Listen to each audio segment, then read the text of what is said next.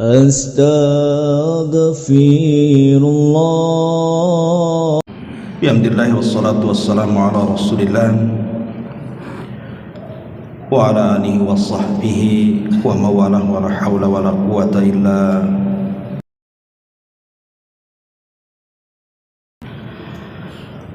Alhamdulillah, di malam hari ini kita bisa duduk kembali di majelis ilmu di Masjid Muhajirin. Dan pembahasan di malam hari ini kita akan membahas 40 masalah seputar kurban. Karena kita sudah berada di penghujung bulan Dzulqa'dah, artinya sebentar lagi masuk di bulan Dzulhijjah, dan di situ ada syariat kurban yang merupakan syiar dari syiar-syiar Islam. Tentu kita harus paham apa saja yang berkaitan dengan seputar kurban ini. Ma'asyiral muslimin yang dimuliakan Allah Subhanahu wa taala, tidak memperpanjang mukaddimah langsung karena banyak juga yang akan dibahas. Yang pertama kita akan membahas tentang kapan disyariatkan kurban ini. Sebagaimana yang ma'ruf di dalam sejarah, yang tercantum di dalam Al-Quranul Karim, bahwa syariat kurban ini sudah ada sejak zaman Nabi Allah Ibrahim alaihi salatu wassalam. Dan itu difirmankan di dalam Al-Quranul Karim, di mana Allah Subhanahu wa taala mengatakan dalam surah As-Saffat ayat 107 dan seterusnya, wa fadainahu bidzibhin azim wa tarakna alaihi fil akhirin. Dan kami ganti Ismail dengan penyembelihan yang besar, maksudnya dengan kambing kurban yang sangat besar. Dan kami tinggalkan cerita mereka bagi orang-orang yang setelahnya, termasuk kita. Jadi kisah singkatnya adalah ketika Ibrahim alaihi salatu wassalam menjenguk putranya yang ada di Mekah dari Palestina, Ibrahim alaihi salatu wassalam dimimpikan, dalam mimpinya dia menyembelih putranya, sehingga dia berdialog dengan Ismail dan mengatakan, inni ara fil manami anni adbahuka fanzur madza tara. Wahai putraku, semalam ayahmu bermimpi bahwa ayahmu menyembelih dirimu, macam mana pendapatmu? Maka Ismail alaihi salam mengatakan, ya abatif al ma tu'mar satajiduni insyaallahu minas sabirin. Wahai ayahku, kalau ini perintah Allah Subhanahu wa taala, lakukan saja, dan engkau akan mendapati aku sebagai hamba Allah yang sabar. Maka terjadilah penyembelihan itu. Tapi kemudian Allah Subhanahu wa taala mengganti Ismail dengan kambing. Sejak itulah kemudian berlaku syariat kurban. Adapun di masa Islam, maka syariat kurban itu terjadi pada tahun kedua Hijriah. Karena kita tahu bahwa puasa Ramadan itu disyariatkan pada tahun 2 Hijriah. Dan setelah Ramadan kemudian Idul Fitri, kemudian setelahnya ada Idul Adha. Jadi itu beruntun. Maka para ulama sejarah bahwa mengatakan salat Idul Fitri, salat Idul Adha, kemudian syariat zakat dan kurban itu dalam satu tahun yang sama. Maksudnya pada tahun kedua Hijriah. Itu dari sisi sejarah pensyariatan kurban. Kemudian yang kedua, tentang dalil-dalil disyariatkan kurban itu jelas. Allah Subhanahu wa taala menyebutkan dalam surah Al-Kautsar ayat 2, fasalli li rabbika wanhar, salatlah untuk Rabbmu dan berkurbanlah. Dan Nabi SAW juga berkurban. Ada sebuah hadis yang dikeluarkan Imam Muslim dari Anas ibn Malik radhiyallahu anhu, dhahan Nabi sallallahu alaihi wasallam bi kabshaini amlahaini aqra wa samma wa kabbara wa wada'a rijlahu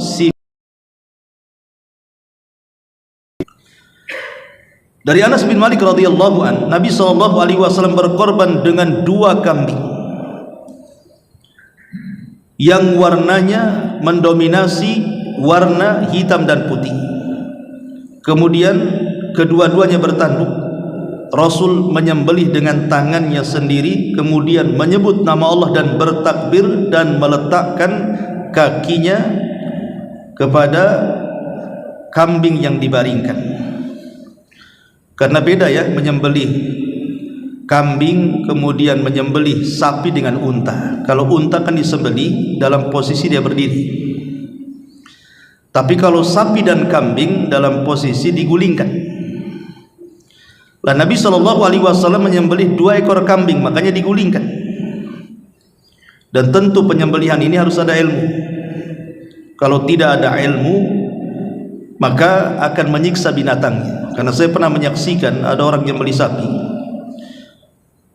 Mungkin dia tidak pengalaman dalam menyembelih sapi itu, dikiranya sudah selesai, kemudian dilepaskan pisaunya, sapinya pula bangkit lagi, dan lama itu berjam-jam.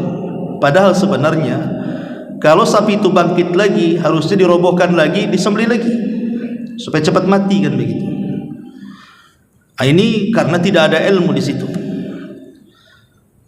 Kemudian juga dalil yang kedua juga hadis Nabi SAW dari Aisyah Ummul Mukminin radhiyallahu anha, anna Rasulullah SAW amara bi kabsin aqran yata fi sawadin wa yabruk fi sawadin wa yangduru fi sawadin fa utiya bihi liyudhiya bihi faqala ya Aisyah halummil mudyata thumma qala ashhadhiha bihajarin faqultu thumma akhadaha wa akhadha al-kabsha fa adja'ahu thumma dhabahahu thumma qala bismillahi Allahumma taqabbal min Muhammadin wa ali Muhammadin wa min ummati Muhammadin thumma dhaha bihi. Nabi SAW, kata Aisyah, memerintahkan untuk menyembelih domba yang bertanduk, berkaki hitam, sekitar matanya hitam, dan perutnya juga hitam. Ini warna yang disukai Nabi. Warna yang disukai Nabi itu adalah kambing yang berkaki hitam, kemudian sebelah bola matanya dikelilingi warna hitam, dan perutnya hitam, selebihnya putih. Kemudian beliau diberi kambing seperti itu, lalu beliau berkurban dengannya. Beliau berkata, wahai Aisyah, berikan pisau kepadaku. Kemudian beliau berkata, tajamkan pisau itu dengan batu. Kemudian dia melakukannya. Lalu Nabi SAW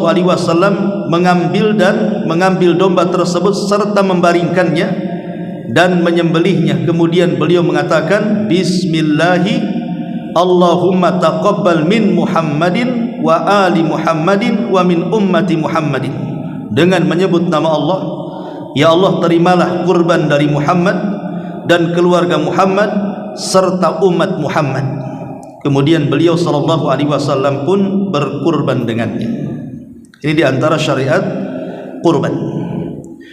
Kemudian yang ketiga, apa hikmah kurban itu? Ada 6 perkara dalam masalah hikmah kurban itu. Yang pertama, kurban ini dalam rangka menghidupkan sunnah Nabi Ibrahim. Karena tadi sudah saya katakan bahwa yang pertama kali berkurban adalah Nabi Allah Ibrahim. Jadi kalau kita berkurban berarti kita menghidupkan sunnahnya Ibrahim. Lah bukankah kita punya Nabi sendiri, Nabi kita Muhammad SAW? Betul. Tetapi ada ayat Al-Quran yang mengatakan, anittabi millata Ibrahim, hendaklah kita mengikuti agama Ibrahim. Karena agama Rasul dengan agama Ibrahim itu sama di atas tauhid. walaupun tentu beberapa syariat berbeda. Ini yang pertama. Yang kedua,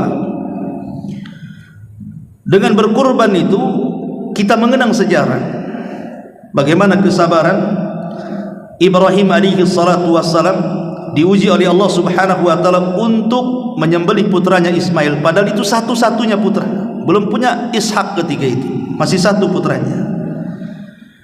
Sementara Ibrahim sudah tua dan tidak punya anak, kemudian lahir pula anak laki-laki. Siapa yang tidak cinta seorang ayah dirindukan kepada putranya? Tapi Allah uji kesabaran Ibrahim sehingga disuruh menyembelih putranya. Akhirnya Ibrahim pun mengikuti dan melaksanakan perintah Allah subhanahu wa ta'ala. Jadi hikmah kurban itu juga mengenang bagaimana kesabaran yang patut kita tiru dari seorang Khalilur Rahman Ibrahim alaihi salam. Kemudian yang ketiga, bahwa kurban ini termasuk juga at-tausi'atu lil fuqara'i wal masakin. Kita ini hidup di masyarakat, tentu kita tidak hidup sendirian, dan namanya masyarakat itu kan ada kaya, ada miskin, ada orang susah, ada orang senang. Lah Islam menganjurkan kita orang-orang yang diberikan kesenangan untuk menghibur hati-hati orang-orang yang susah, orang-orang kaya menghibur hati-hati orang yang lemah dari fuqara wal masakin. Dan itu amalan yang sangat indah dalam Islam, di mana Nabi SAW pernah ditanya tentang amalan yang paling dicintai Allah, maka Rasul mengatakan sururun tudkhiluhu ala qalbi muslim, kebahagiaan yang kita masukkan di hati seorang muslim itu adalah amalan yang paling afdal. Maka dengan memberikan sebagian kurban yang kita kurbankan kepada fuqara wal masakin, itu akan mendapatkan kebahagiaan tersendiri hati mereka. Karena bagi mereka membeli kambing atau daging kambing, sapi itu tentu berat bagi mereka. Dengan kita berikan bagian kita kepada mereka, itu sama dengan menyenangkan hati mereka. Dan ini hikmahnya. Kemudian juga bukan hanya kepada fuqara wal masakin, kepada keluarga. Kita bisa makan bareng-bareng istri, bareng-bareng anak-anak, dengan keluarga besar kita, dan itu bentuk kebahagiaan dalam keluarga. Ini yang ketiga. Yang keempat, kurban ini bentuk syukur. Bagaimana syukur kurban ini?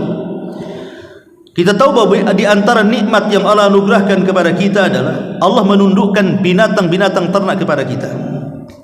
Allah tundukkan kambing kepada kita, Allah tundukkan sapi kepada kita, Allah tundukkan unta kepada kita. Anda bisa bayangkan, kalau seandainya kambing itu berani kepada manusia, jangankan banyak kambing, satu kambing saja kita ketakutan. Kamunya ada kambing ngamuk gitu kan di jalan itu, antum dikejar kambing apa nggak takut tuh? Sebenarnya kalau satu kandang pula, itu baru kambing, macam mana sapi pula bisa mati kita ditabrak dia. Itu baru sapi, macam mana unta pula dipijak dia mungkin melayang kita. Tapi Allah tundukkan tuh binatang-binatang itu kepada kita, bisa kita gunakan kendaraan, bisa kita ambil perah susunya, bisa kita makan dagingnya. Ini nikmat Allah. Lah nikmat ini harus kita syukuri. Makanya Allah Subhanahu wa taala mengatakan, kadzalika sakharnaha lakum la'allakum tashkurun. Begitulah kami tundukkan binatang ternak untuk kalian supaya kalian bersyukur, kata Allah. Lah bentuk syukurnya adalah dengan cara berkurban. Ini yang keempat. Yang kelima, bahwa kurban itu syiar. Syiar-syiar Allah Subhanahu wa taala itu banyak. Salat berjamaah, berkumandangnya azan, pakaian yang syar'i, pakaian muslim, termasuk juga berkurban. Adalah syiar. Karena dia adalah syiar Allah Subhanahu wa taala, maka siapapun yang mengagungkannya, maka itulah bentuk takwa dia kepada Allah. Karena Allah yang mengatakan, wa man yu'azzim sya'airallah fa innaha min taqwal qulub. Siapapun yang mengagungkan syiar-syiar Allah, berarti itu menunjukkan ketakwaan dia kepada Allah Azza wa Jalla. Maka ini hikmahnya yang kelima. Yang keenam, yang terakhir, bahwa kurban itu adalah dalilun ala tasdiq, menunjukkan kita ini membenarkan syariat Allah. Ketika Allah perintahkan berkurbanlah, maka kita berkurban. Ketika Nabi SAW mencontohkan bagaimana dia berkurban, maka kita pun mencontoh Nabi SAW. Itu bentuk tasdik, pembenaran kita kepada syariat Nabi. Inilah di antara 6 hikmah daripada kurban. Kemudian selanjutnya, apa itu kurban? Definisinya apa itu kurban itu? Maka kurban adalah ismun lima yudbahu minal an'ami yauman nahri wa ayyamat tasyriki biniyati taqarrubi ilallahi azza wa jalla. Jadi dalam bahasa Arab kurban itu al-udhiyah namanya. Udhiyah itu artinya sebuah nama untuk hewan yang disembelih dari hewan-hewan binatang ternak, bahimatul an'am. Kapan itu? Yauman nahri, di hari nahar. Nahar itu tanggal 10, berarti Idul Adha. Wa ayyamat tasyrik, dan hari-hari tasyrik, artinya 11, 12 dan 13, dengan niat mendekatkan diri kepada Allah Subhanahu wa taala. Perhatikan di sini definisi ini. Kurban itu adalah dalam bentuk sembelihan. Berarti kalau seseorang berkurban dengan buah-buahan, dengan sayur-sayuran, tidak dianggap kurban karena itu tidak disembelih. Yang kedua, binatang yang disembelih harus bahimatul an'am, sebagaimana disebutkan dalam surah Al-Hajj, mim bahimatil an'am. Dan ulama tafsir ketika memberikan catatan kepada bahimatul an'am yang boleh dikurbankan itu adalah 3. Itu disebut bahimatul an'am. Pertama unta, yang kedua sapi, boleh juga yang sejenis sapi kerbau. Kemudian yang ketiga kambing, baik kambing domba dalam bahasa Arabnya al-dha'nu ataupun kambing kacang dalam bahasa Arabnya al-ma'iz namanya. Berarti di sini ada 5. 1 unta, 2 sapi, 3 kerbau, 4 kambing domba, dan 5 kambing kacang. Ya sebenarnya 3, cuman itu kan sejenis ya. Ini disebut bahimatul an'am. Berarti selain daripada 3 perkara ini, 3 jenis binatang ternak ini tidak boleh dikurbankan. Ayam, entok, bebek, bahkan kuda sekalipun. Walaupun kuda itu kan sejenis juga, itu besar juga kan, tapi tidak boleh kurban dengan kuda karena tidak disebutkan bagian daripada bahimatul an'am. Kapan penyembelihannya? Yauman nahri, ketika hari penyembelihan, maksudnya tanggal 10 plus juga hari tasyrik 11, 12 dan 13. Artinya penyembelihan itu 4 hari, mulai tanggal 10, 11, 12, 13 itu boleh menyembelih. Kemudian menyembelihnya itu betul-betul dalam rangka taqarrub, mendekatkan diri kepada Allah, bukan hanya semata-mata perkara makan daging, tidak. Lebih daripada itu, memang menyembelihnya karena Allah. Karena Allah yang mengatakan lan yanalallah luhumuha wala dima'uha walakin yanaluhu taqwa minkum. Yang sampai kepada Allah itu bukan darah kurban, bukan daging kurban, tapi yang sampai kepada Allah adalah ketakwaan orang yang berkurban. Ini definisi kurban. Adapun hukum berkurban sendiri, bagaimana hukum kurban? Terjadi silang pendapat tentang masalah hukum kurban ini. Sebagian para ulama, dan ini pendapat mayoritasnya, jumhur ulama, artinya mayoritas para ulama, mengatakan bahwa kurban itu sunnatun muakkadatun. Dia adalah sunnah yang ditekankan, muakkadah. Arti muakkadah itu Rasulullah SAW tidak pernah meninggalkan kurban setiap tahun. Kalau sunnah saja, kadang Rasul melakukan, kadang Rasul meninggalkan, itu namanya sunnah. Tapi kalau sudah dikatakan sunnah muakkadah, kalimat muakkadah di sini artinya sunnah yang tidak pernah ditinggalkan Nabi. Jadi sejak disyariatkan kurban pada tahun kedua Hijriah, maka Rasul terus setiap tahun berkurban sampai wafatnya beliau. Maka disebut sunnah muakkadah. Dan ini pendapat mayoritas para ulama ya. Tetapi ada berdalil dengan beberapa dalil dari hadis Nabi SAW. Pertama, Nabi mengatakan, "Idza ra'aitum hilala dzil hijjati wa arada ahadukum an yudhahiya falyumsik an sya'rihi wa adhafirihi syai'an." Rawahu Muslim. Apabila kalian melihat bulan Dzulhijjah, bulan Dzulhijjah kita lihat kayak melihat hilal Ramadan gitu kan, apakah besok masuk tanggal 1 Dzulhijjah atau belum, kan melihat bulan. Dan di antara kalian menghendaki untuk berkurban, maka tahanlah rambut dan kuku kalian jangan dicukur. Kalimat wa arada ahadukum, dan salah seorang diantarkan hendak berkurban, kalimat ini bukan menunjukkan wajib karena bukan perintah. Dikuatkan dengan Abu Bakar dan Umar pernah tidak berkurban padahal keduanya mampu. Abu Bakar dan Umar pernah tidak berkurban padahal keduanya mampu, untuk menunjukkan kurban itu tidak wajib. Tapi pendapat yang lain seperti pendapat Imam Auza'i, pendapat Imam Al-Laitsi, pendapat Abu Hanifah, dan satu riwayat daripada Imam Ahmad mengatakan kurban itu wajib. Kenapa? Karena ada dalil Nabi SAW mengatakan man wajada sa'atan walam yudhahi fala yaqrabanna musallana. Siapa yang diberikan keleluasaan harta kok dia tidak berkurban, jangan pernah mendekati tempat sembahyang kami. Diusir dari sholat id oleh Nabi. Jadi Rasul mengusir orang-orang yang sanggup berkorban tidak berkorban dari sholat Idul Adha. Lah dari sini kata para ulama, berarti ancaman ini menunjukkan kurban itu wajib. Tapi wallahu alam, saya pribadi cenderung bahwa kurban itu sunnah muakkadah bagi yang mampu. Karena ada perbuatan sahabat Abu Bakar dan Umar tidak berkurban padahal keduanya mampu berkurban. Baik. Sekarang pertanyaannya, mana lebih utama? Kita bersedekah ataukah berkurban? Umpamanya kita punya uang 5 juta. Di samping rumah saya umpamanya ada masjid yang belum selesai. Tapi di situ juga disyariatkan kurban. Mana yang lebih utama? Maka para ulama mengatakan bahwa seperti yang disebutkan oleh Al-Imam Muhammad ibn Utsaimin rahimahullahu taala, bahwa dzabhul udhiyati afdal minas sadaqati bi thamaniha.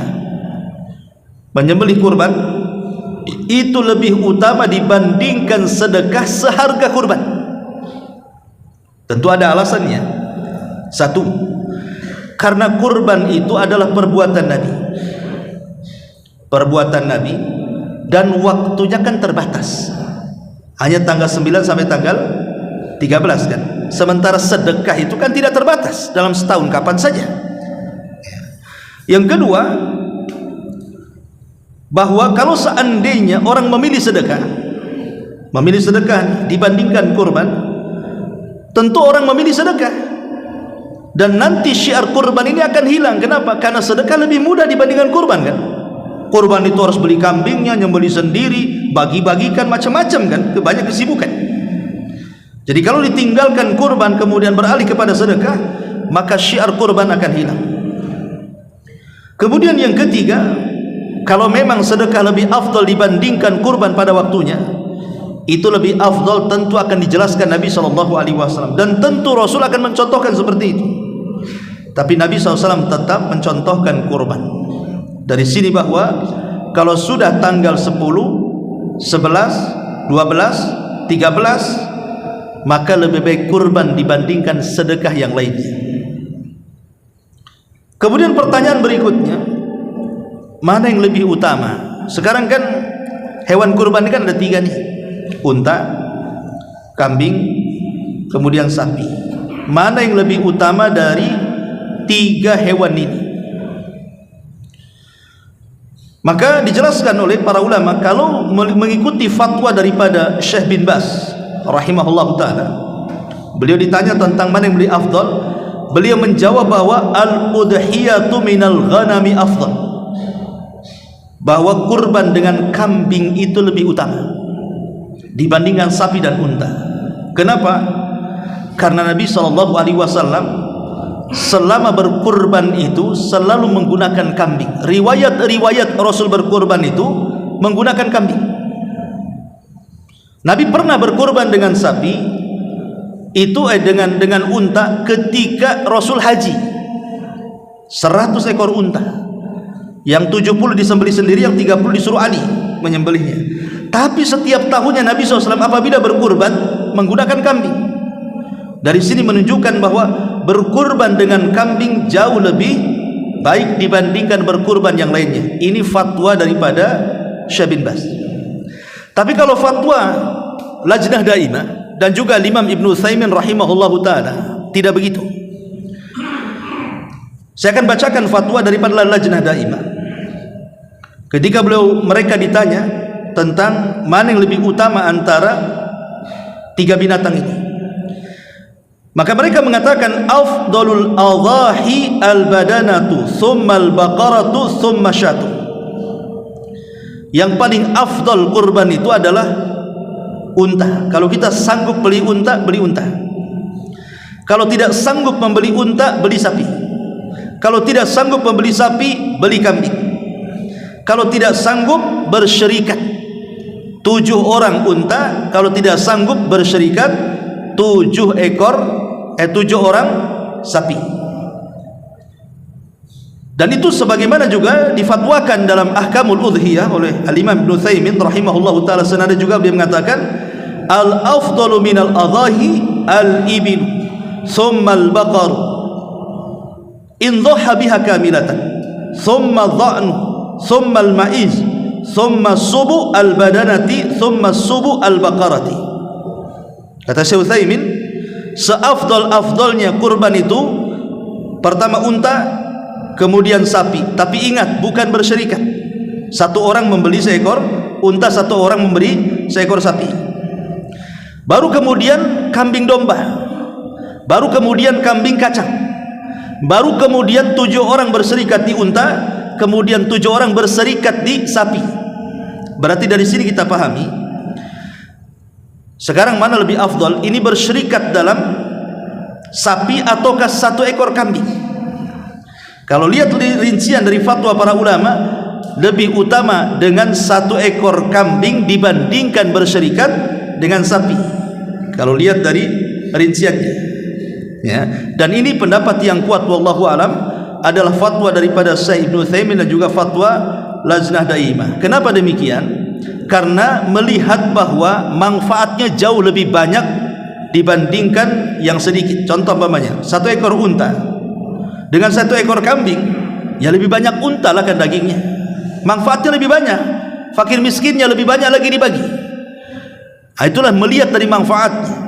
Jadi walaupun tetap kita tidak menafikan niat kurban kita kepada Allah Azza wa Jalla, tapi ada sisi lain manfaat yang besar di mana kita bisa at-tausi'atu lil fuqara'i wal masakin, menyenangkan hati-hati para fuqara dan juga orang-orang miskin. Ma'asyiral muslimin yang dimuliakan Allah Subhanahu wa taala. Kemudian bagaimana kalau seandainya seseorang itu berkurban? Apakah 1 ekor kurban itu untuk 1 orang, ataukah boleh diniatkan untuk 1 keluarga? Maka pendapat yang betul tentang masalah ini, boleh seseorang itu mensyarikatkan kurban. Ingat, bukan kambingnya, bukan unta atau sapinya, tidak, tapi yang dimaksud pahalanya. Kalau kambing tidak bisa diserikatkan, yang boleh diserikatkan itu sapi sama unta saja, itu pun 7 orang. Tetapi kalau kambing diserikatkan pahalanya boleh, tapi bukan pembelian kambingnya. 7 orang 1 ekor kambing, bukan itu pemahamannya. Maksudnya pembagian pahalanya boleh. Jadi kita niatkan 1 ekor kambing, pahalanya itu dibagi-bagi untuk 1 keluarga. Dan itu berdasarkan beberapa riwayat. Pertama, riwayat Abi Ayyub Al-Ansari radhiyallahu anhu. Dia mengatakan, kunna fi ahdi Nabi sallallahu alaihi wasallam yudhahhir rajul minna bisyati al-wahidati anhu wa an ahli baitihi. Kata Abi Ayyub Al-Ansari radhiyallahu an, kami, kebiasaan kami para sahabat menyembelih 1 ekor kambing, kemudian kami niatkan untuk diri-diri kami dan kami niatkan juga untuk keluarga kami. Maksudnya berserikat pahala di sini, maka dibolehkan. Kemudian juga doa Nabi sallallahu alaihi wasallam tadi, ketika menyembelih kurban, beliau berdoa dengan bismillahi Allahumma ya Allah taqabbal min Muhammadin wa ali Muhammadin wa min ummati Muhammadin. Terimalah kurban ini dari Muhammad, dari keluarga Muhammad, dan untuk umat Muhammad. Padahal yang disembelih 1 ekor kambing, tapi diniatkan untuk umatnya. Menunjukkan boleh bersyirikat dalam pahala. Jadi cukup satu keluarga 1 ekor kambing sudah cukup, diniatkan untuk satu keluarga, maksudnya begitu. Tidak harus umpamanya tahun ini ibunya, tahun depan anaknya, tahun depan lagi bapaknya, tidak perlu. Setiap tahun saja kita menyembelih seekor kambing, niatkan untuk satu keluarga. Gitu maksudnya. Ya. Nah, kemudian juga bagaimana kalau seandainya berkorban untuk orang mati? Boleh tidak berkurban untuk orang mati? Orang tua kita sudah meninggal. Terus kita berkurban 1 ekor kambing, ya Allah, saya niatkan kurban itu untuk orang tua saya yang sudah meninggal. Maka dalam masalah ini ada 3 poin yang disebutkan para ulama. Yang pertama, an yudhhiya anhum taba'an lil ahya. Menyembelih seekor kambing, sapi ataupun unta, kemudian kita niatkan seperti yang saya jelaskan di awal, disyirikatkan pahalanya. Dengan cara apa? Ya Allah, saya menyembelih kambing ini. Ya Allah, terimalah kambing saya ini. Saya niatkan untuk korban saya, untuk korban keluarga saya, plus orang tua saya yang sudah meninggal. Itu namanya disyirikatkan, dimasukkan kepada orang hidup. Dan ini tidak ada perselisihan ulama, boleh. Kemudian yang kedua, an yudhahiya anil amwat bi muqtada wasayahum tanfidan laha. Jadi memang sebelum meninggal orang tua kita itu memang berwasiat, ya, berwasiat bahwa dia akan kurban, tapi Allah takdirkan keburu meninggal, maka boleh seseorang itu berkorban karena wasiat orang tuanya. Tidak ada khilaf ulama. Yang jadi permasalahan itu adalah kita membeli kambing memang dikhususkan untuk korban yang sudah mati. Kita beli kambing, orang tua kita sudah meninggal, memang kita beli kambing itu dikhususkan untuk korban orang tua kita yang sudah meninggal. Inilah yang jadi polemik para ulama, ya. Tetapi wallahu alam, para ulama mengatakan hukumnya boleh, tapi jangan dikatakan sunnah. Boleh, tapi jangan dikatakan sunnah. Kenapa? Karena kalau memang ini bagian daripada sunnah Nabi SAW, tentu Rasulullah SAW akan melakukannya. Karena ketika Nabi masih hidup, keluarganya banyak meninggal. Anak-anaknya sudah meninggal duluan, istrinya sudah meninggal duluan, paman-pamannya juga ada yang meninggal, yang muslim. Tapi tidak ada satu riwayat Rasul berkurban untuk mereka secara khusus. Tetapi secara umum boleh-boleh saja seseorang itu dalam bentuk tabarru, berbuat baik kepada orang tua yang sudah meninggal, kemudian kita sembelih, karena bagaimanapun ada unsur sedekahnya di dalamnya. Karena unsur sedekah kan, karena kita tahu bahwa nanti kita cerita pembagian kurban itu sepertiga disedekahkan. Karena ada unsur sedekahnya, maka dibolehkan seseorang itu berkorban untuk orang mati. Tapi kalau kita ingin keluar dari semua khilaf ulama ini, maka sebaiknya pilihlah poin yang pertama tadi. Serikatkan sajalah. Ya Allah, ini kurban saya, kurban keluarga saya, plus orang tua. Daripada kemudian kita ributkan begitu, boleh tidak kan? Maka lebih selamatnya seperti itu. Itu cara yang paling baik ketika berkurban untuk orang yang sudah meninggal. Ma'asyiral muslimin yang dimuliakan Allah Subhanahu wa taala. Sekarang boleh enggak orang itu membatalkan kurban? Dibatalin nih kurbannya, padahal sudah ada niat kurban. Sudah ngomong juga, antum mau kurban tahun ini? Insyaallah saya mau kurban. Kalau sudah habis gajian saya, kalau betul-betul keluar tuh gajian saya kurban lah, katanya. Betul-betul keluar gajiannya, motor pula belum lunas. Udahlah, lunasi motor aja lah. Itu namanya membatalkan niat kurban. Uangnya sudah ada, ya. Bagaimana hukumnya membatalkan niat kurban ini? Baik, Al-Imam Ibnu Utsaimin rahimahullah tadi ditanya tentang masalah ini, tentang membatalkan hukum kurban di sini. Apa kata para ulama? Syekh Utsaimin rahimahullah mengatakan, idza taqarrar, ini ucapan beliau, idza taqarrar annal udhiyata sunnatun faman nawa an yudhiya thumma fasakha niyyatahu fala syai' alaihi biruju'ihi. Kata beliau, apabila seseorang sudah menetapkan akan kurban, dan kurban adalah sunnah, jadi dia berpendapat yang mengatakan kurban itu sunnah muakkad. Tapi kalau yang mengatakan wajib beda hukumnya. Ini bagi yang mengatakan kurban itu sunnah muakkad. Maka kata beliau, apabila seseorang sudah niat kemudian dibatalkan tidak ada masalah, karena ini kan hanya sunnah saja. sunnah saja, lain kalau yang wajib, berarti membatalkannya berdosa ya kalau dia berpendapat yang wajib kan. Tapi kalau dia berpendapat bahwa kurban itu sunnah muakkadah tidak ada masalah, kecuali kata Syekh Utsaimin, kalau ketika membeli kambing dia sudah niatkan kambing itu untuk kurban, diucapkan. Pamannya tukang kambingnya nanya, mau beli kambing untuk apa? Untuk kurban. Nah, jelas terucap tuh, untuk kurban. Berarti kalau sudah dibeli kambingnya dan sudah terucap dan didengar ucapannya itu kambing kurban, maka tidak boleh dibatalkan, kecuali kalau membeli kambingnya tidak menyebut untuk kurban, hanya beli kambing itu saja, nah, itu boleh dibatalkan. Tapi kalau dikatakan hewan kurban, nah, sudah. Tapi kalau belum beli kambing ya tidak masalah, belum saja kan, maka bisa dibatalkan. Itu kata beliau di dalam kitabnya Asy-Syarhu Al-Mumti'. Ma'asyiral muslimin yang dimuliakan Allah Azza wa Jalla, apakah kemudian juga ketika membeli kambing kita katakan, bahwa kita mau korbankan, kita katakan mau korban, sebaiknya mengatakan ya. Jadi bagi antum yang ingin korban, ketika membeli kambing, membeli sapi, membeli unta, harus diucapkan ya bahwa saya beli korban. Termasuk ketika menyembelih, apakah niatnya juga harus diucapkan? Ya, harus. Kurban itu harus dilafadzkan, harus dilafadzkan. Maksudnya dilafadzkan itu dia mengatakan bismillahi Allahu Akbar, hadza minni, gitu ya, ini dariku, dan juga wa min ahli baiti, dan dari keluargaku. Ya Allah, terimalah ini kurban dariku dan untuk semua keluargaku. Itu maksud dilafadzkan.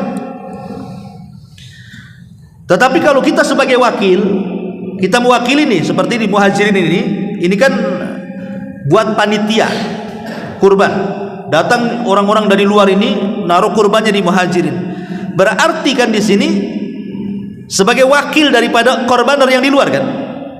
Maka jangan salah sebut nanti ketika menyembelih ini, pamannya orang yang menyembelih bukan yang punya kambing, tetapi panitia di sini. Jangan bilang ya Allah terimalah kurbanku, itu kurban orang kok. Kok terimalah kurbanku pula ya.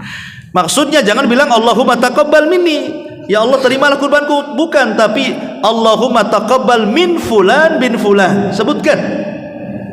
Ya, disebutkan nama-namanya itu. Kalau umpamanya sapi 7 orang disebutkan satu-satu. Baru kemudian disembelih. Ya, karena kan kita tidak di situ. Berarti orang yang berkorban yang disebut namanya. Nah, ini kalau memang kita sebagai wakil daripada orang lain. Ini juga yang harus dipahami tentang masalah niat kurban. Bagaimana kalau seandainya seseorang itu dititipi untuk beli kurban, lupa pula setelah hari tasyrik baru ingat. Pokoknya orang Singapura nih, nitip ke Muhajirin, siapa panitia di sini? Pak Rasul memangnya, Pak Rasul, tolonglah ini saya mau kurban di Muhajirin, beli ya seekor sapi. Ya, kata Pak Rasul tuh. Lupa ketika sudah hari tasyrik, lupa sampai selesai hari tasyrik. Oh, iya ada transferan nih, padahal saya itu sudah ngomong iya di awal Dzulhijjah itu, tapi Allah takdirkan lupa, baru ingat setelah hari tasyrik. Pertanyaannya, apakah boleh kita membeli sapi kemudian disembelih dan itu dianggap kurban? Maka Syekh Utsaimin mengatakan tidak boleh, karena itu menyembelih di luar waktu. Berarti uang itu disimpan sampai tahun depan lagi, tapi jangan lupa lagi tahun depannya. Itu sengaja. Maksudnya tahun depannya lagi baru dibelikan sapi, kemudian baru disembelih di hari yang memang boleh dikurbankan, 10, 11, 12 dan 13. Nah gitu. Berbeda kasusnya dengan kambing lari.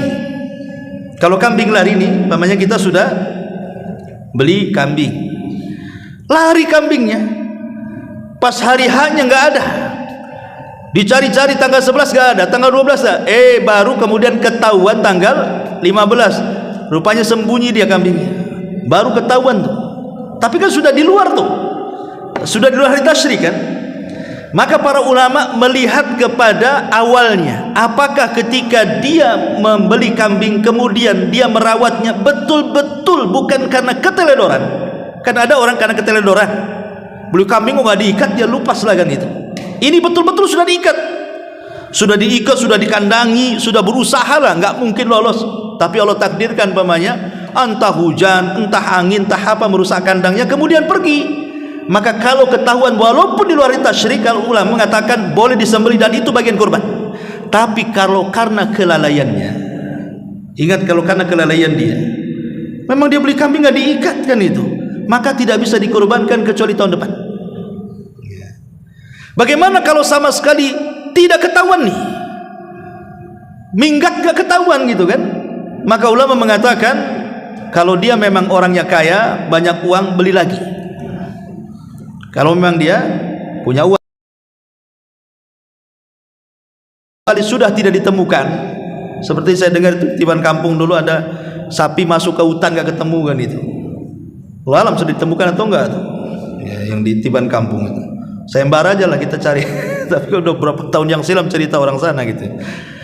Nah itu kalau sudah nggak ditemukan, ya sudahlah, niat kita berkorban itu sudah dianggap pahala, insya Allah. Taib, masyaallah muslimin yang dimuliakan Allah Subhanahu Wa Taala. Kemudian apa saja larangan-larangan orang yang hendak berkorban? Dalam sebuah hadis Nabi Shallallahu Alaihi Wasallam mengatakan, man ra'a hilal dzil hijjah, barang siapa yang melihat hilal bulan Dzul Hijjah, artinya tanggal 1 Dzul Hijjah, malamnya kelihatan berarti besoknya 1 Dzul Hijjah. Wa arada ahadukum an yudhahiya, salah seorang di antara kalian hendak berkurban, falyumsik, tahan, jangan sampai mencukur sya'rihi wa adhafirihi. Falyumsik min sya'rihi wa adhafirihi, jangan mencukur rambut, bulu, dan jangan memotong kuku dari tanggal 1 sampai hewannya dikurbankan. Baru setelah hewannya dikurbankan baru boleh kita mencukur rambut ataupun memotong kuku. Dua perkara ini tolong diperhatikan bagi anda yang berkorban. Dari tanggal 1 Dzul Hijjah tidak boleh potong kuku, tidak boleh pangkas rambut. Ini dikiaskan kepada orang-orang yang sedang ihram, yang sedang haji. Kan mereka kan sedang haji itu di Mekah, maka kita di sini sedang kurban. Sebagaimana jemaah haji ketika ihram banyak larangan, begitu juga dalam berkorban ada larangan-larangannya. Cuma tidak sebanyak orang ihram saja. Tidak boleh mencukur semua bulu dari atas kepala sampai kaki, dan tidak boleh memotong kuku. Yang jadi persoalan adalah tentang hukumnya, tentang hukum memotong kuku, memotong rambut. Bagaimana hukum menurut para ulama? Masyaallah muslimin yang dimuliakan Allah Subhanahu Wa Taala, sebagian para ulama mengatakan tentang masalah ini bahwa hukum memotong rambut dan kuku bagi yang berkorban ini maksudnya karena pengetahuan dia, ya. Kalau tanpa sengaja atau tidak tahu hukumnya beda.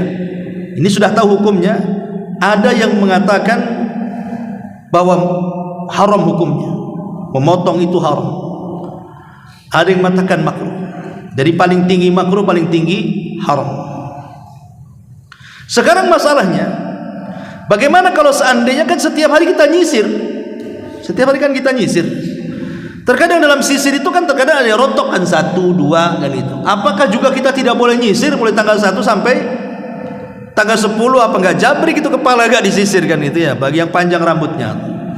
Maka Syekh Utsaimin pernah ditanya, mengatakan tidak ada masalah. Karena niat menyisir itu bukan niat memangkas rambut. Lain kalau kita ke salon itu niatnya mangkas kan itu. Kalau nyisir kan nggak ada niat mangkas rambut, memang dia mau merapikan rambut kan. Kalau seandainya ada 1-2 rambut yang jatuh, yang rontok, maka itu tidak dianggap. Kecuali kalau sengaja dia bawa gunting kemudian mencukur, itu beda kan itu. Jadi bagi yang tahu hukumnya jangan dilakukan.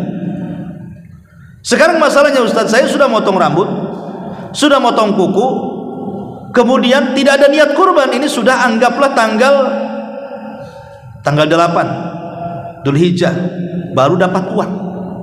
Sementara kemarin-kemarinnya tanggal 1, tanggal 2-nya mungkin sudah pangkas rambut dia, baru dapat uang tanggal 8 dan ingin niat berkurban. Maka para ulama mengatakan tidak ada masalah, karena memang niatnya baru muncul di tanggal 8. Berarti setelah tanggal 8 sampai kambingnya dikurbankan, tidak boleh mencukur rambut dan memotong kuku. Nah, itu yang nasihatkan para ulama, wallahu a'lam. Taib. Masyaallah muslimin yang dimuliakan Allah Azza wa Jalla. Kemudian juga masalah berikutnya adalah mewakilkan penyembelihan kepada orang. Pada hakikatnya ma'asyiral muslimin yang dimuliakan Allah Azza wa Jalla, yang paling afdal itu nyembelih sendiri. Karena kurban itu kan adalah ibadah nafsi. Maksudnya satu orang untuk satu ekor kambing. Berarti ibadah badan. Harusnya yang berkorban itulah yang menyembelih. Itu hukumnya afdal. Tapi masalahnya kan tidak semua piawai menyembelih. Ada orang yang takut tak mau menyembelih. Bahkan ada orang yang takut nengok darah aja takut dia. Semana mau nyembelih apa enggak, gemeteran tuh megang pisau dia kan. Kalau dia tidak sanggup untuk menyembelih sendiri, maka ada cara yang kedua yang lebih afdal, menyaksikan. Ada hadis memang dilemahkan para ulama, tetapi lemahnya tidak terlalu lah, sehingga para ulama boleh menjadikan dalam fadilah amal. Ketika Nabi SAW mengatakan kepada Fatimah, wahai Fatimah, hadirilah penyembelihan kurbanmu, karena setiap tetesan darah yang keluar dari hewan kurbanmu menghapuskan dosa-dosamu. Ya, jadi hadir. Bagi yang tidak hadir, sekarang sudah ada handphone. Bisalah kan kita lewat handphone gitu kan, diperlihatkan pamannya yang kurban orang Singapura, dikorban di Batam, akan bisa kita ini pakai video live gitu ya, sehingga mereka bisa menyaksikan. Allah mudahkanlah. Syukur-syukur dia hadir lokasi, lebih baik lagi kan gitu. Tapi kan ada orang-orang yang tidak bisa menyembelih, tidak bisa menyaksikan baik langsung ataupun lewat video call kan gitu kan. Terakhir itu ya, sudah terakhir. Kalau memang tidak bisa menyembelih sendiri, tidak bisa menyaksikan, ya sudah, mau diapakan lagi. Mungkin karena kesibukan dia, akhirnya diwakilkan. Tapi wakilkan kepada orang yang amanah, kepada orang yang memang punya kepiawaian dalam menyembelih dan tahu hukum-hukum penyembelihan, supaya jangan salah ya. Ma'asyiral muslimin yang dimuliakan Allah Azza wa Jalla. Sekarang bagaimana kita mau berkorban? Umpamanya di sekitar kita tidak banyak orang Islam, mungkin ada daerah-daerah yang mayoritas orang non muslim umpamanya kan, hanya kita beberapa orang yang Islam. Sementara mau menyembelih tak ada yang bisa nyembelih pula, tapi ada orang non muslim mampu menyembelih. Bagaimana hukumnya hewan kurban kita itu disembelih oleh orang non muslim? Itu pertanyaannya. Maka dijawab oleh para ulama, ini pendapat jumhur, mayoritas ulama, zahabal jumhuru ila sihhati tadhiyati ma'al qarahati in kana an-naibu kitabiyan. Jumhur ulama berpendapat sah sembelihannya dengan syarat yang menyembelih ahli kitab, tetapi makruh. Sah tapi makruh hukumnya. Itu pun ada dua catatan kan, harus ahli kitab. Dan ahli kitab itu kalau tidak Yahudi, Nasrani. Berarti selain Yahudi dan Nasrani tidak boleh. Pamannya selain Yahudi, Nasrani, Hindu, Buddha atau yang semacamnya, yang para penyembah berhala, maka tidak sah sembelihannya. Jadi yang boleh diwakilkan kalau sama sekali nggak ada orang Islam yang sanggup menyembelih karena ketidakadaan orang, maka dibolehkan ahli kitab Yahudi dan Nasrani, dengan catatan tidak boleh menyebut nama Isa, tapi yang disebut nama Allah. Jangan Bismi Isa sembelih, tidak boleh. Walaupun dia ahli kitab, harus menyembelih nama atas nama Allah. Bismillah, kita ajari, sebut Bismillah ya. Kemudian disembelih sesuai dengan syar'i, artinya betul-betul di leher, jangan di tengkuk. Karena bagaimana, sekali lagi, cara menyembelih pun tidak boleh berlebihan. Ada orang nyembelih itu sampai putus tuh kepala kambing tuh, nah itu kan berlebihan kan. Sebenarnya pernah mengatakan makruh, sah tapi makruh karena berlebihan dia. Atau disembelih dari tengkuknya bukan dari lehernya, nah ini salah menyembelih, bukan karena tidak syar'i kan. Nah ini harus dipahami bahwa menyembelih juga ada ilmunya. Wallahu a'lam. Ma'asyiral muslimin yang dimuliakan Allah Subhanahu wa taala. Taib, kemudian bagaimana pembagian hewan kurban? Pembagian hewan kurban. Bicara soal pembagian hewan kurban, terjadi silang pendapat di antara para ulama tentang pembagiannya ya. Yang pertama, masalah pembagian ini, ada yang mengatakan bahwa pembagian ini dibagi dua. Jadi antara korbaner dengan sedekah keluar atau yang dihadiahkan harus dibagi dua. Dan ini berdasarkan beberapa pendapat para ulama, di antaranya disebutkan dalam fikih madhab. Qala al-Imam Ahmad, Imam Ahmad berkata, nahnu nadhhabu ila hadithi Abdullah ya'kul wa huwa thuluth wa yut'im man arada thuluth wa yatasaddaq 'alal masakin bi thuluth wa ba'dul fuqaha, di sini syahidnya, qala taj'alu nisfaini atau taj'alu nisfaini ya'kul nisfan wa yatas, kambingnya bagi dua. Jadi umpamanya kalau di masjid ini ada yang kurban kambing, ya bagi dua, kasih yang korbanernya, kemudian yang separohnya baru disedekahkan. Ini satu pendapat. Pendapat yang kedua adalah dibagi tiga. Pendapat yang kedua dibagi tiga. Kata Imam Ahmad di sini kan, dimakan sepertiganya, kemudian disimpan sepertiganya, kemudian disedekahkan, dan juga dihadiahkan sepertiganya. Jadi kalau umpamanya korban di sini, ya kita kasih aja sepertiga dari kurban pihak masjid, kemudian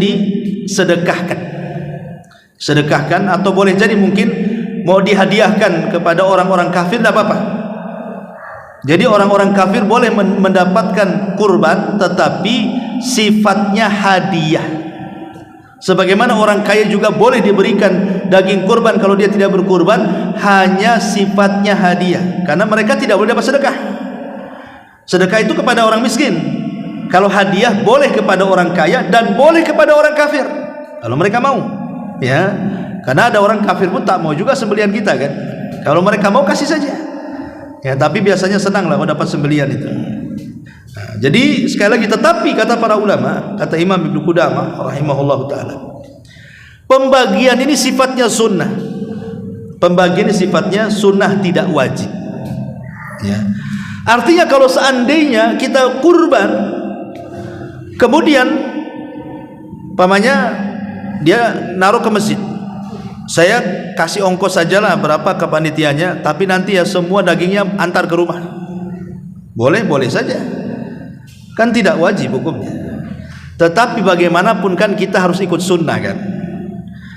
Dan Nabi SAW mengatakan, kulu waddakhiru watasaddaq, makan, simpan, sedekahkan. Dari sini ada tiga pembagian kan. Maka sebaiknya buatlah tiga pembagiannya, karena ini sunnah Nabi SAW. Jadi panitia ini harus pandai-pandai juga. Jangan orang yang berkorban, ya, dia dapatnya tak banyak, sakit hati nanti tak mau korban pula di sini. Ya, kalau bisa kasih dia lebih banyak. Boleh jadi mungkin dia ada yang mau disimpan, ada yang mau disate untuk keluarganya, ada yang dibagi-bagi tetangganya, ada yang mau dikasih hadiah ke kawannya, kan kita tidak tahu. Ya, jadi harus dipahami. Karena mereka yang berkorban, kita ini di sini panitia ini hanya sekedar mencari pahala. Dengan menjadi panitia korban itu jangan niatnya ingin dapat kepala, dapat kaki, dapat kulit, dapat daging, jangan. Kalau bisa kita. Nanti kalau memang ada kebaikan orang yang korbaner ngasih ke kita, alhamdulillah, kita bersyukur kepada Allah Azza wa Jalla. Kalaupun besar dibandingkan satu kresek kambing, ya. Masyaallah muslimin yang dimuliakan Allah Subhanahu wa taala. Sekarang yang jadi polemik adalah, yang sering ditanyakan di masyarakat itu adalah hadis Nabi SAW ketika mengatakan kepada Ali radhiyallahu an, jangan kau beri upah kepada tukang jagal. Ya, jangan kau beri upah kepada tukang jagal, kata Rasul. Ketika Rasul menyembelih 100 ekor unta, kemudian yang 70 Rasul sembelih sendiri, yang 30 sembelih Ali. Lah pesan Rasul kepada Ali, jangan kau kasih upah para penjagalnya. Akhirnya Ali berinisiatif memberi upah dari kantongnya sendiri. Sekarang jadi masalah adalah yang sering ditanyakan, Ustaz, apakah panitia juga termasuk bagian daripada tukang jagal, sehingga tidak boleh ngambil dapat dagingnya gitu ya, atau minta kepalanya atau minta kakinya atau kulitnya dan begitu seterusnya. Maka setelah ada kajian, beberapa asatid kita kemudian bertanya juga kepada para ulama. Jadi ada hadis dari Salamah bin Al-Aqwa, dia berkata, "Man dhaha minkum fala yusbihanna ba'da thalithati." Alla yu'tiya jazzar, seseorang tidak boleh kemudian memberi upah jazar. Jazar ini apa definisinya? Langsung menyembelih, itu disebut jazar. Jadi jazar itu yang langsung menyembelih. Jadi yang pegang pisau kemudian nyembelih hewannya, itulah tukang. Kita lihat panitia kan tidak semua nyembelih. Ada yang bagian motong, ada yang bagian nguliti, ada yang bagian ngereseki, ada yang bagian nimbang, kan gitu ya. Itu bukan jazar, itu lebih tepat disebut dengan taukil. Dia mewakili korbaner, bukan tukang jagal. Berarti tukang jagal itulah yang menyembelihnya itu. Adapun panitia-panitia yang dibentuk di masjid ini, itu bukan tukang jagal, karena mereka juga profesi bukan tukang jagal. Mereka lebih tepatnya taukil, mewakili korbaner, sehingga boleh memakan dan mendapatkan bagian daripada hewan kurban.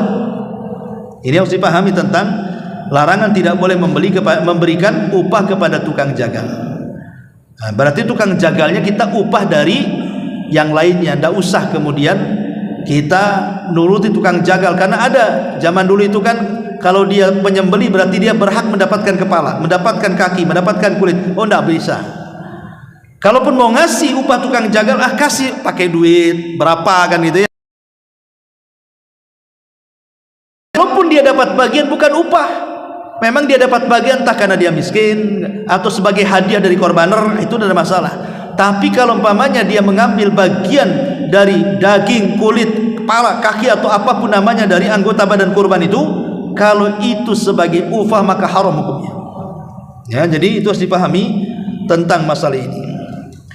Kemudian juga boleh enggak seseorang itu menyimpan hewan kurban? Kadang-kadang tahun kemarin kita kurban nih, tahun ini belum habis di kulkas tuh. Jangan ada orang yang nyimpan daging itu bertahun-tahun. Mungkin karena dia kurban sapi gitu, 1 ekor sapi, jadi banyaklah disimpan di kulkas itu. Yang enggak disentuh-sentuh sampai tahun ini. Tahun kemarin kurban, tahun ini pun disentuh. Tahun ini kurban lagi, makin penuh lagi tuh itunya kan kulkasnya. Dulu di zaman Nabi SAW memang ada larangan, tidak boleh menyimpan daging itu lebih daripada 3 hari. Nggak boleh. Kata Nabi SAW, tidak boleh menyimpan hewan korban itu lebih daripada 3 hari. Makan. Tapi kemudian larangan Nabi SAW ini akhirnya dimansuh, dihukum.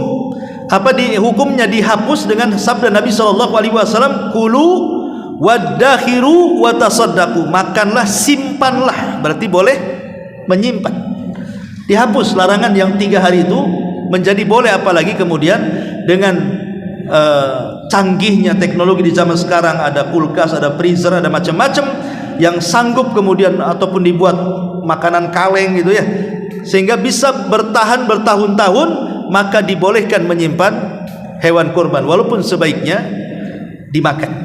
Karena bagaimanapun ada perintah kan, kulu, makan. Kita suruh makan hewan kurban.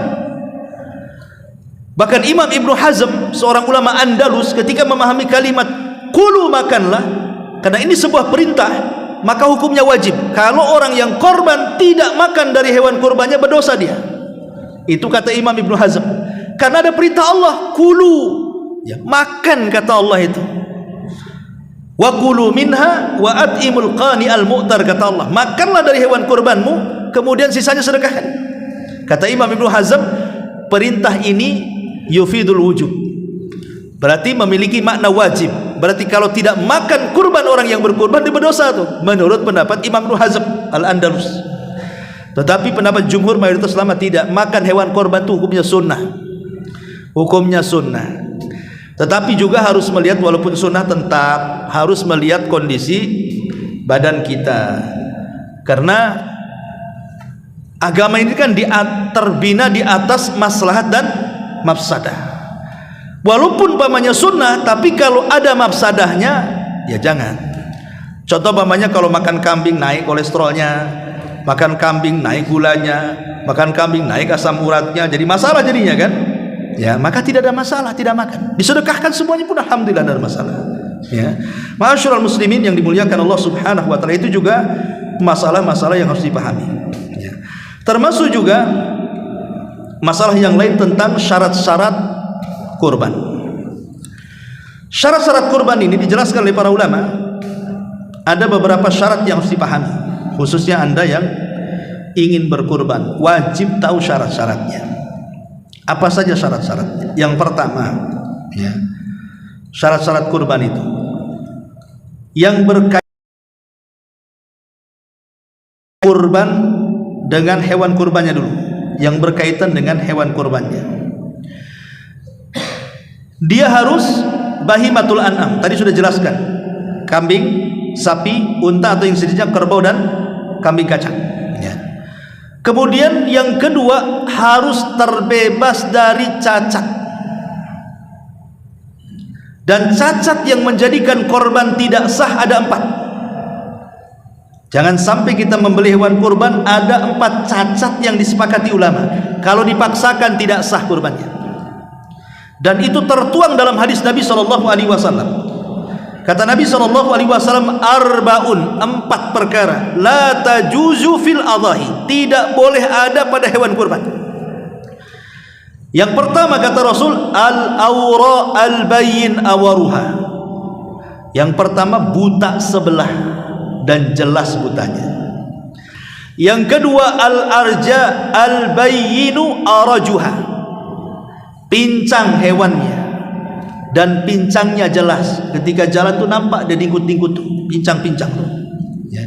Kemudian yang ketiga, al-maridhatu al-bayyin maraduha, sakit dengan sakit yang jelas, muru nggak mau makan gitu. Kemudian yang terakhir,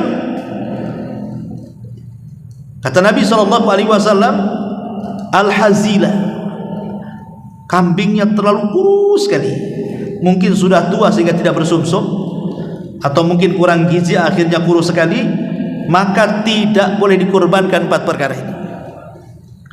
Berarti kalau kita pahami ada namanya mafhum aulawi dalam ilmu fikih itu. Mafhum aulawi itu maksudnya berarti kalau cacat di atas 4 ini, ya makin tak boleh. Pamannya kan yang dilarang buta sebelah, berarti kalau buta dua-duanya makin tak boleh. Itu maksudnya. Umpamanya pincang 1 kaki ini sudah tak boleh, ini pincang 4-4-nya, cemana dia mau berjalan kan gitu. Lain kalau karena kegemukan, mungkin kambingnya obesitas, dia tidak bisa jalan, itu bukan pincang, memang dia kegemukan kan itu. Maksudnya di sini pincang, betul-betul pincang. Ya. Ataupun dia sakit gitu ya. Berarti kalau dia sakaratul maut udah, itu lebih parah lagi. Sakit dia tak boleh, ini mengakibatkan sakit parah pula, ada kankernya mamanya. Ataupun dia terlalu kurus sekali, udah tua bangka gitu ya kambingnya, nah, dia nggak bersumsum lagi, tak boleh lah. Tapi kalau cacatnya di bawah itu, ada ulama mengatakan sah tapi makruh. Contoh mamanya kupingnya keiris, ekornya putus, nah, itu kan di bawah itu tuh. Berarti kalau di bawah itu maka sah. Masalahnya begini, waktu beli sehat tak pincang gitu, pas mau disembeli pincang pula dia. Nah, cemana tuh? Apa ditukar kambingnya? Tukang kambing tak maulah. Ulama mengatakan, lihat, kalau pincangnya karena kelalaian dia, maka tidak boleh dikorbankan. Tapi kalau pincangnya bukan karena kelalaian dia, memang dia sudah berusaha untuk menjaga kambing ini, tapi qadarullah entah jatuh kemudian pincang, bukan karena kesalahan kita yang punya kambing, memang kesalahan kambingnya. Ya, kalau dibilang kambing hitamnya itulah, ya kambing hitamnya itulah. Ini kesalahan dia, akhirnya dia pincang, bukan kesalahan kita kan yang punya kambing. Kalau itu kesalahannya dari kambingnya, berarti sah dikorbankan. Walau kita, mungkin kita terlalu semangat nariknya gitu kan, nggak mikir ini dari lori ke bawah ini suruh loncat gitu ya. Tahu ini bukan kambing gunung, mau ditarik, mau didorong, akhirnya pincang. Nah, itu tak boleh karena kelelahan kita itu namanya. Itu ulama membagi seperti itu. Boleh tidaknya soal kurban ini. Masalah kurban masih banyak, tapi sudah jam 9. Insyaallah kita lanjutkan minggu depan. Wallahu a'lam bishawab. Mudah-mudahan ada manfaatnya. Subhanakallahumma bihamdika asyhadu an la ilaha illa anta astaghfiruka wa atubu ilaik. Allahu taala alam. Assalamualaikum warahmatullahi wabarakatuh.